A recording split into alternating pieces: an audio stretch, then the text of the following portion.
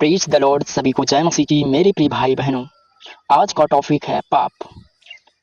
पाप एक ऐसा चीज है जो दुनिया के हर एक व्यक्ति, ऐसा कोई इंसान नहीं है जो दिन भर में उससे छोटा बड़ा पाप ना होता हो। हर दिन होता है, हम किसी न किसी तरह गिर जाते हैं पाप और बुराई में।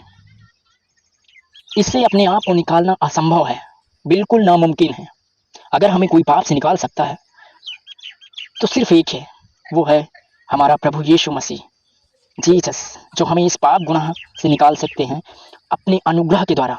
हम अपने आप से कितना भी कोशिश कर लें कि हम पाप से निकल जाएं, आज नहीं हम ये पाप कल छोड़ देंगे, ऐसा कभी नहीं हो सकता जब तक आपके जीवन में परमेश्वर का अनुग्रह ना हो। जब तक आप हम परमेश्वर से अनुग्रह न मांगे और परमेश्वर हम पर अनुग्रह ना करे, तब तक हम पाप से बाहर नहीं निकाल सकते हैं। आइए हम देखते हैं, एक वचन देख लेते हैं जो है पहला यूहन्ना, उसका पहला अध्याय 8 से 10 वचन तक। ऐसा लिखा है, यदि हम कहें कि हम में कुछ भी पाप नहीं है, यदि कोई भी कहे कि हम में कोई पाप नहीं है, तो आगे क्या कहता है वचन, तो अपने आप को धोखा देते हैं। यदि हम कहें कि हम में कोई पाप बुराई नहीं है, हम निष्कलंक हैं, बेदाग हैं, तो ऐसा व्यक्ति, ऐसा कहने वाला, वो अपने आप को धोखा देता है। फिर आगे वचन कहता है, और हम में सत्य नहीं, हम झूठ बोल रहे हैं कि हम में कुछ भी पाप नहीं है। फिर आगे लिखा है, यदि हम अपने पापों को मान लें तो वह हमारे पाप को क्षमा करने और हमें सब अधर्म से शुद्ध करने में विश्वास योग्य और धर्मी है। परमेश्वर का वचन कहता है कि यदि हम अपने पापों को मान लेंगे तो परमेश्वर का वचन कहता है कि परमेश्वर हमारे सारे पापों को क्षमा करने और हमें सब अधर्म से शुद्ध करने में हमारे परमेश्वर विश्वास योग्य और धर्मी है। जब हम अपने पाप को मानेंगे ही नहीं तो हमें क्षमा कभी नहीं मिल सकती है। तो मेरे प्रिय भाई बहनों, हम रोज कोई ना कोई पाप हमसे हो जाता है, इसलिए परमेश्वर से हमें अनुग्रह मांगना है। जब तक परमेश्वर हमें अनुग्रह ना दे तब तक हम पाप को, किसी भी पाप से, एक छोटे से छोटा पाप से भी हम आज़ादी नहीं पा सकते हैं। इसलिए हमें परमेश्वर से डेली अनुग्रह मांगना है, परमेश्वर से प्रार्थना करना है और अपने पापों को मानना है।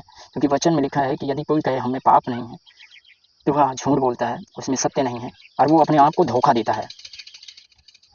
फिर आगे क्या लिखा है, हमें सब पापों से शुद्ध करने में, क्षमा करने और सब अधर्म से शुद्ध करने में विश्वास योग्य और धर्मी है। और आगे लिखा है, यदि कहें कि हमने पाप नहीं किया तो उसे झूठा ठहराते हैं और उसका वचन हम में नहीं। यदि हम कहें